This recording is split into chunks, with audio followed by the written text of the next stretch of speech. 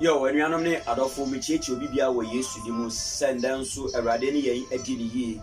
Me de onyame asem bro na masem be de bro mato ne din say, may God be your helper. May awrade enya wo boafo and then so. You bekan yakenka asem na Psalm 54 verse 1 to 4, and I read from King James version. Save me, O God, by their name, and judge me by their strength. Hear my prayer, O God. Give ear to the word of my mouth. For strangers are rising up against me, and oppressors seek after my soul. They have not seek God before them, Selah.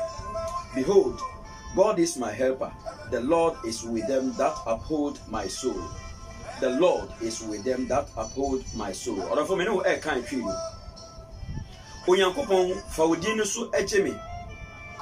Fa wotumi edimasem amame. Onyankopon tie me mpaebo. Yaso etie menum ensem. Na ananafo asori etia me. Na atirimodinfo ahwehwe me kra. Wonfa Onyankopon enye wonani su beribi. Hwe Onyankopon ne meboafo. Awurade enko ene dia oso me kra mu. Awurade enko ene dia oso me kra mu. Odofo a wutie me ne odofo a wo hwe me enda dai.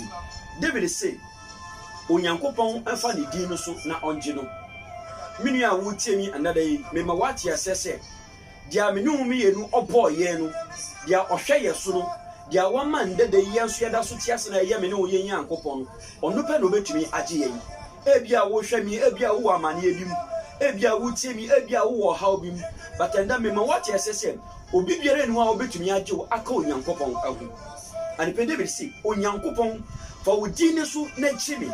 Minu a wo hwe me, minu a wutie me ndede. De obetumi age me ne wo afri yen ye hawa ye wo mu. De obetumi age me ne wo afri yen yamane a ye wo mu aye Onyankopon. And it mempaye ne say ndede Onyankopon ebefa ne di ne so na wache wo. O say fa wotumi na di masem mame. Ya me ne wo mienu aye aye kwa nanim. Ya me ne wo mienu aye aye bo no so mpaye no. Onu Onyankopon onu na tumi bi ewo no mu. Mema wati asese obarema na yenyen na yeyede ye ho ato no so tumi bi ewo no mu na tumi no esoche tumi biara ewo asase so menu a wotie me ndede se wo haw bi ma ka wasem kiro Onyankopon no nu Onyankopon onfa ne tumi a ewo no onfa ndi wasem ama wo mempaye ne se ndede yi Onyankopon a yenya ginedi na yeso no odi ne tumi no ebedi yenya asem ama yen oso Onyankopon tie me mpaye bo na ye aso tie menum ensem empem bebe ne ya ye bom paye esre awurade se awurade hu ye mobo no ye ye bisade ma ye enda a wo hwe me enda a wo tie me odofo a wo tie me ndede wa man ye biara wo nemu no wa bebre se bia wo di awo wo wiase abrabo mu enda mempaye ne se awurade betie wo num nsem a wadane ne mpaye bo a wo bom paye mempaye ne se awurade betie wo osna nanafo asori atia me na tirimodinfo rehwehwe me kra na wonfa Onyankopon anya wonani so eberebi obi bebi sesa na nafono ne hwan omo a woni mo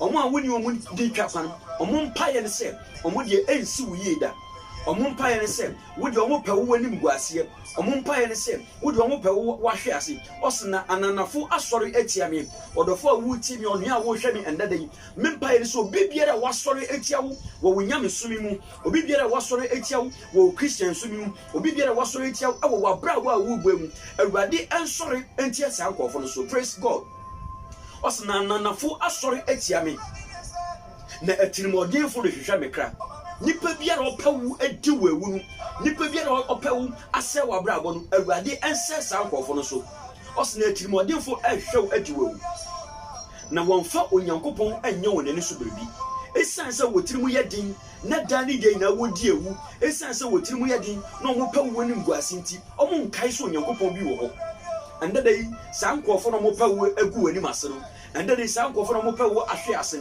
onyame enyi won afiri wakwan mu ma wo hallelujah ose hwe Onyankopon ne meboafo awurade enko ane dia oso mekremu David si onuadofo a wutie mi onuadofo a wo hwe mi ose hwe Onyankopon ne meboafo minu a wo hwe mi ndede wonso wane wo boafo mempaye ne so obefo Onyankopon na wonso de na ye wo boafo ose hwe Onyankopon ne meboafo praise God na awurade enko ane dia oso mekremu minu a wutie mi ndede mempaye se me nu mienu ye de ho betu awurade so na awurade eso yen ye kremu mendede yi awurade nya wo so oboafo ye do nyame ase wona sama odi abrayi odofoma wo ye mfiri se woni woni abeche na wo be ye nhira awurade nhira wo na dom ne nti amen.